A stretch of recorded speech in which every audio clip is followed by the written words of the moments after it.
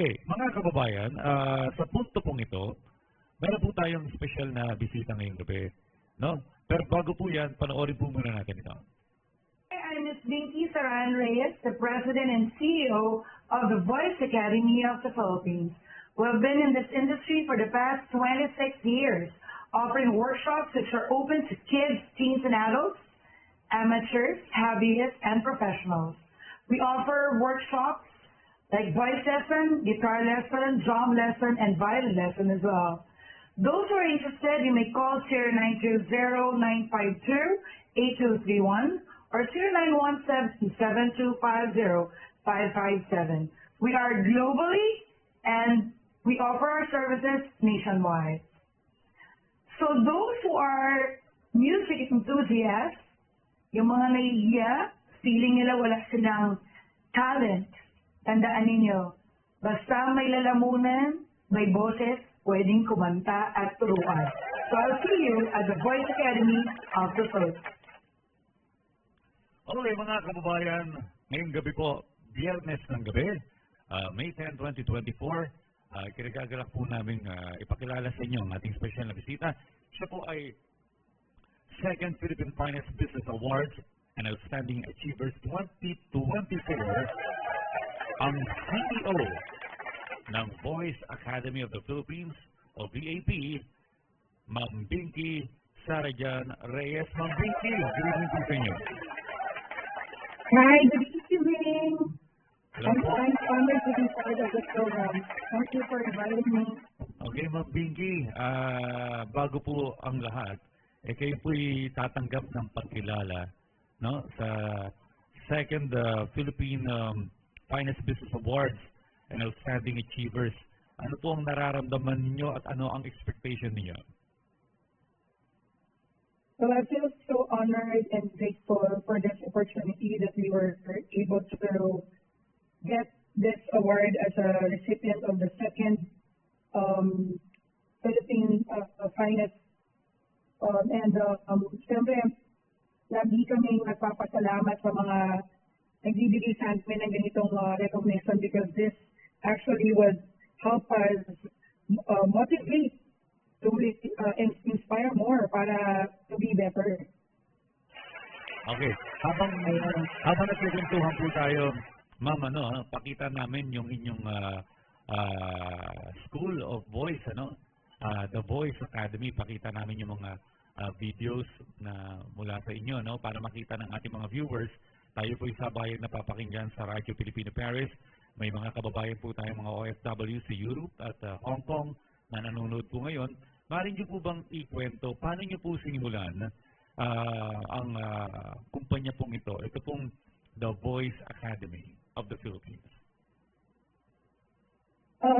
Napakagandang tanong yan. Kasi ever since po kasi, akala namin nung bata pa ako, lahat ng tao, lahat ng Pilipino marunong kumanta. So, I feel so lucky na we are surrounded by people na talagang may hilig kumanta at feeling ko lahat ng bata ay marunong kumanta. Until such time na lumalaki na ako, marami akong nakikilala ng magaganda at mga pogi na mga estudyante. Pero they have struggle sa pagkanta. Kaya sabi ko, teka, parang hindi normal sa Pilipino na hindi marunong kumanta. Kaya ang ginawa namin,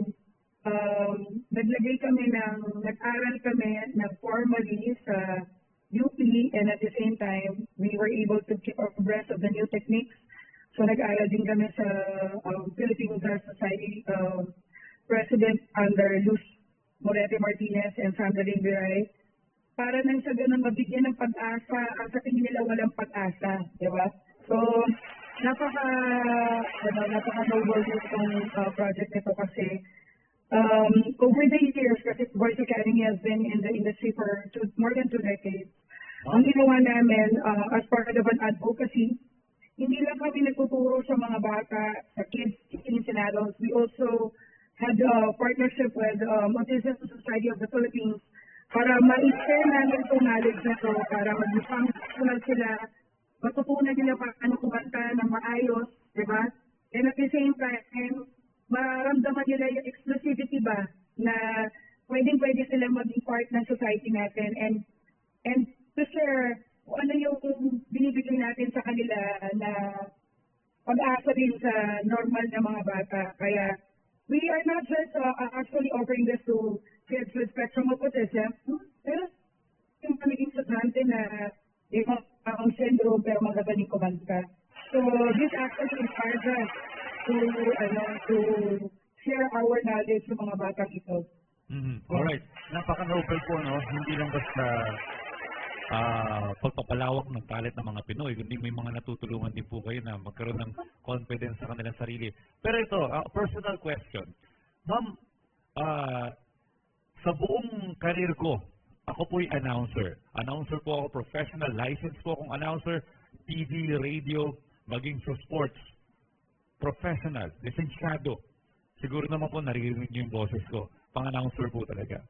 Pero sa tuwing ako'y iniimbitahan sa mga gatherings, birthday parties, events, ina-expect ng lahat na dahil maganda yung boses namin as announcer, marunong po kaming kumanta. Ang problema, ma'am, ako po'y napapahiya. Hindi ako marunong kumanta. Marunong ako mag-announce, marunong ako mag-MC, pero hindi ako marunong kumanta. So, sabi niyo kanina, lahat basta may boses, matuturuan. Is it possible na yung hindi marunong kumanta, matututo at magiging, kumbaga hindi na nakakahiya yung katulad ko?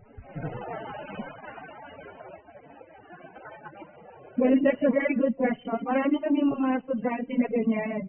Ang maganda kasi sa inyo is, meron kayong magandang speaking voice. The thing is, that the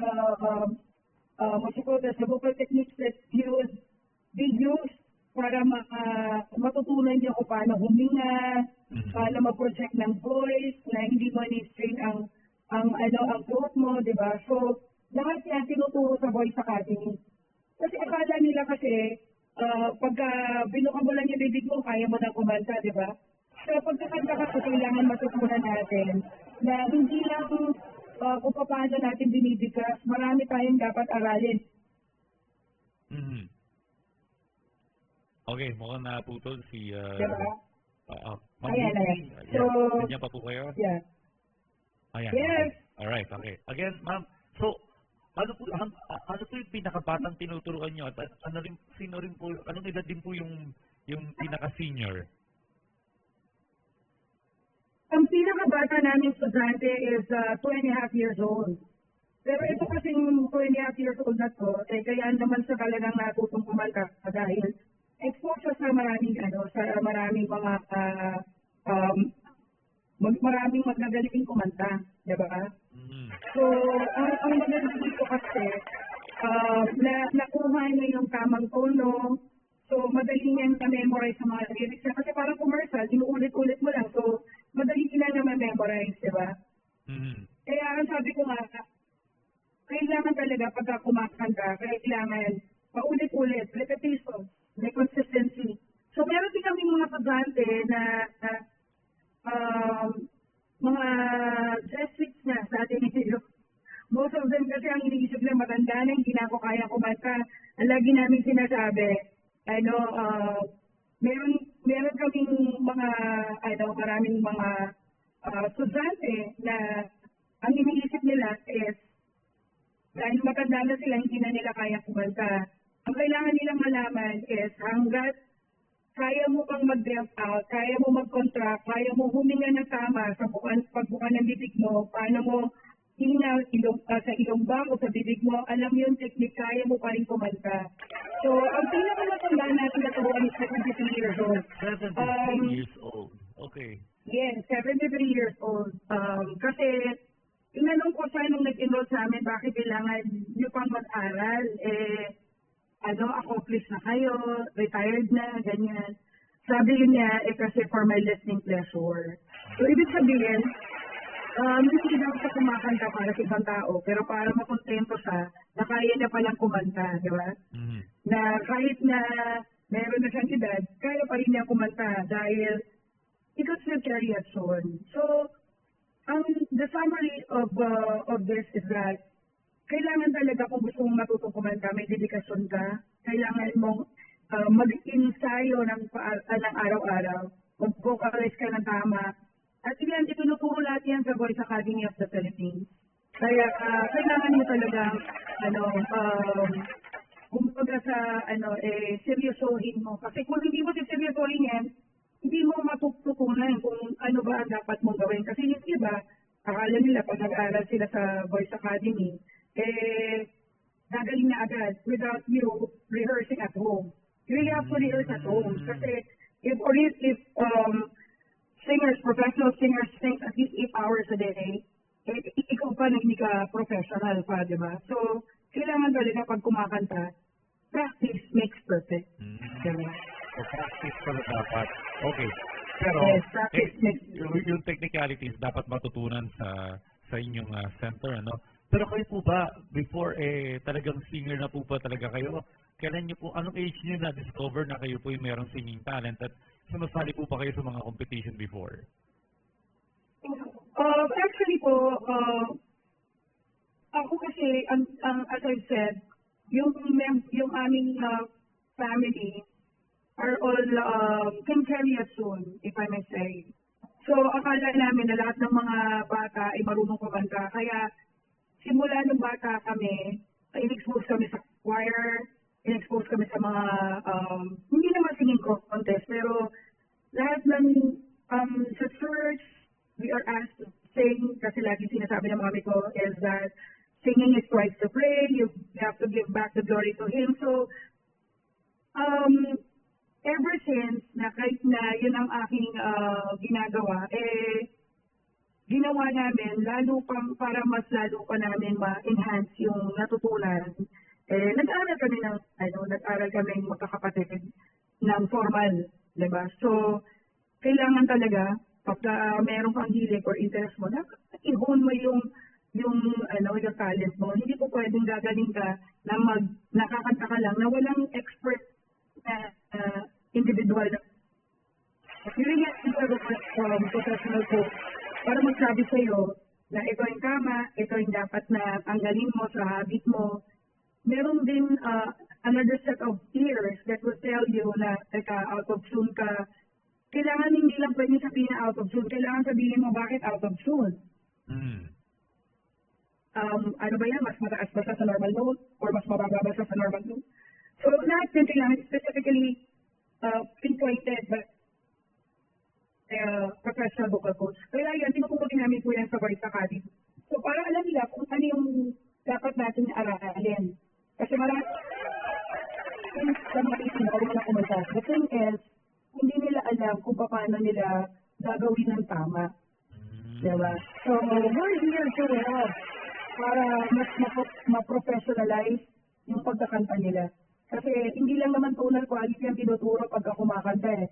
We have to also teach them to have a vocal quality, which is yung kapal at lalim ng boses, may brilliance, may resonance. And these are the ingredients na kailangan talaga matutunan para kayo kahit na sinabi ng maganda ang boses nyo as announcer, you can still carry a tune. The mere fact that you have a good speaking voice, may pag-asa yan, sir. May pag-asa ako. Okay. It's ready to try. Ito basahin ko lamang po yung mga comments ng mga viewers, ano. Well, okay. Ito. May gusto pong mag-aral. Ang pangalan niya po yung Virgilio Bulivestre. Paano daw po mag-e-enroll kung siya po'y interesado na matuto na to sing properly? Paano po makikipag-ugnayan sa inyo? You can actually visit our Voice Academy fan page sa Facebook. Kailangan na po nila or they can call us up at 0920-952-8231. That's a Viber number. It can be contacted anytime. Nanti po kami from Sydney, Australia, Melbourne, and also have students from UK. So we are open globally, so we offer our services. As I've said, pwede dito locally sa Pilipinas, and we also offer our services globally sa mga estudyante namin sa abroad na mas gusto nila Pilipino ang nagtuturo. Wow. May mga tinuruan po ba kayo ngayon dati na mga recording artist na ngayon? Can you name a few kung meron po? Marami na po kaming mga estudyante na tinuruan, lalo na po yung mga sumasali po sa The Voice Kids. One of our students is a former finalist of The Voice Kids Camp Team Bamboo or Camp Kawayan. So, she's Princess Jay. She has a single already. She has released her singles already. And yung ngayon na one of the primetime actors sa GMA7, Kelvin Miranda, is also one of our students. Yung Darna, si Jim Leon, before she was Darna, is also one of our students. Si Angel Garzan was a promising actress in GMA7. Marami po. Kaya maganda po na ma-train po silang mabuti, lalo na po kung may interest sila.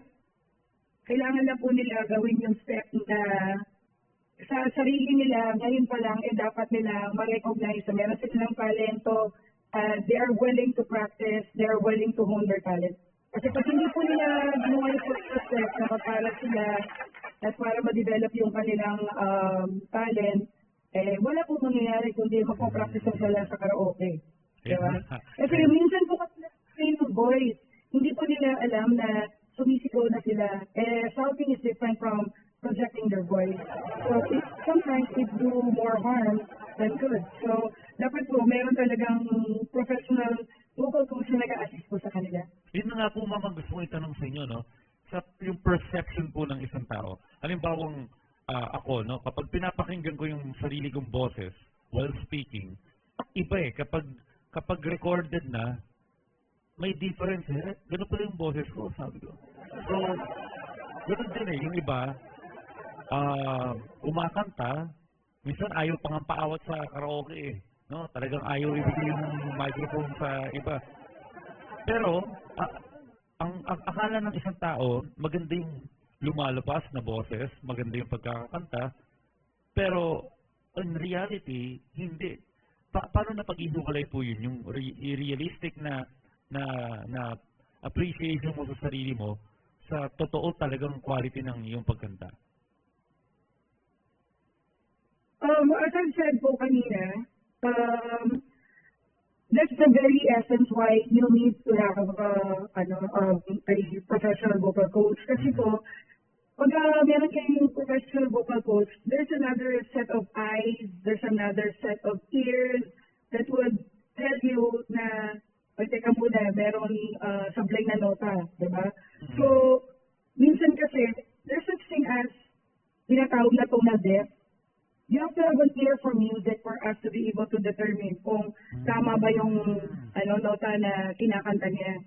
So, minsan po kasi, ang pakiramdam niyo, tama, ang galing na sa sarili mo, pero hindi mo alam na sablay pala yung mga pitch mo, sablay pala yung mga timing mo, sablay pala yung mga pronunciation mo, kasi walang nagsasabi sa'yo sincerely. Diba? Siyempre yung iba, galing niya, tinapalang ko answer, parang feeling niya, reinforced siya, diba? Parang, magaling ako, diba? Pero kasi kami, sa Voice Academy, kahit na magaling ka, hinahanapan namin talaga ng ikagagaling mo pa.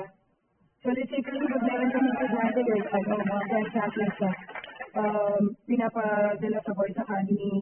Kasi, hindi naman kailangan lang maganda ang boses mo. Kailangan mabigyan namin sila ng technique kung paano kumanta ng may puso.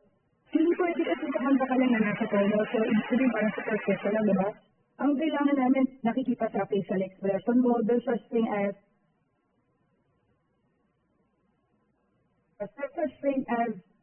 body expression. So when you think, tingnan mo si Gary V, pag kumakanta sa di ba? Yan. Kahit no, talagang feel na pumipikit ka. Yes, kasi when you hit your high note, you have to close your eyes. Hindi dahil sa gusto mo lang feel na feeling mo yung kanta, pero there's a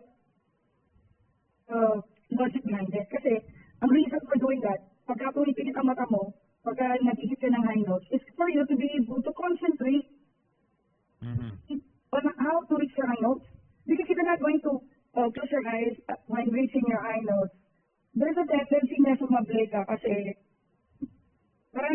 distracted ka, marami ka nakikita. Diba? Unlike when you close your eyes and when you're hitting your high note, alam mo na yun lang ang dapat mong gawin. To hit the correct note. Diba? So these are some of the techniques na tinuturo namin sa Voice Academy na kailangan talaga, mas gusto nga natin talaga na pagka kumakanta, yung merong may challenge, diba? Katulad nyo, sinabi na maganda ang boses nyo, pero yung singing voice na hindi ganun maganda. Primarily because hindi dahil sa hindi kayo marunong. Dahil hindi nyo lang alam yung technique. Diba? Pero kung malaman mo yung technique, ano mo na? Ganito pala dapat pagka binubuka yung bibig ko. Ganito pala dapat pagka nag-hit ng high notes. Ganito pala dapat pagka ang breathing, hindi lang sa ilong, hindi lang sa bibig. Diba? So, lahat po yung tinuturo sa Voice Academy. Wow, okay. Kasi guilty ako mag-binky.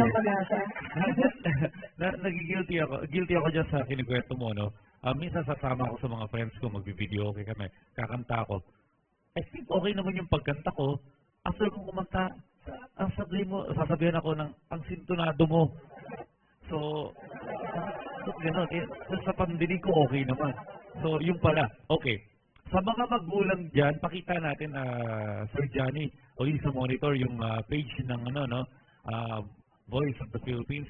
Pakita uli natin. Sa mga magulang, ayan, sa mga magulang po na nakikitaan nila ng potensyal yung kanilang mga anak na may singing talent, again, kindly invite them para subukan po yung The Voice Academy of the Philippines. Ito po, nakikita natin sa monitor yung Facebook page kung saan po kayo makikipag-communicate sa mga interesado po sa atin.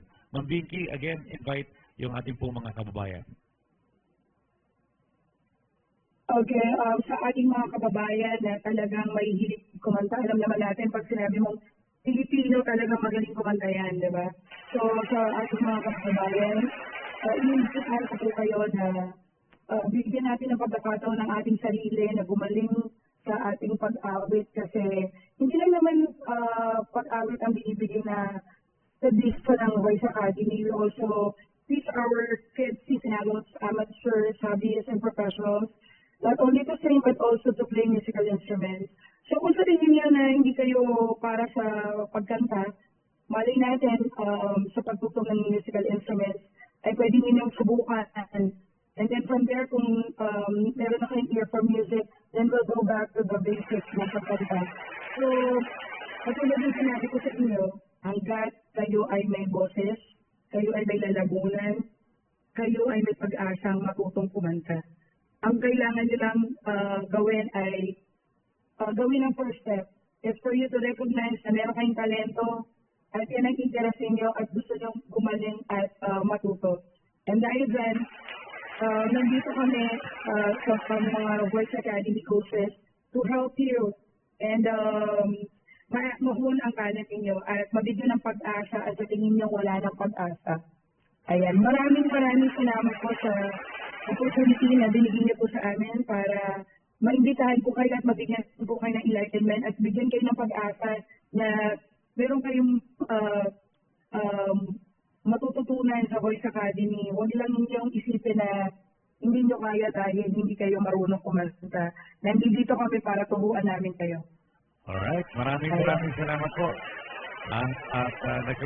Even ako nagkaroon ng pag-asa. Okay, magkikita po tayo ma'am sa Second Philippine Finest Business Awards and Outstanding Achievers 2024. Ngayon po lamang po, congratulations. Nakapanayam po natin ang CEO ng The Voice Academy of the Philippines, VAP. Sa rin po siyang awardee, Ma'am Binky Sarijan Reyes. Again, maraming salamat po at God bless. Thank you so much for this opportunity for inviting me over. At sana nagkaroon kayo ng enlightenment and hope na makita kami sa inyong journey musically. Thank you so much and mabuhay po kayo lahat. Mabuhay din po kayo, Ma'am Binky. Maraming salamat. Okay, sa ating pong pagbabalik.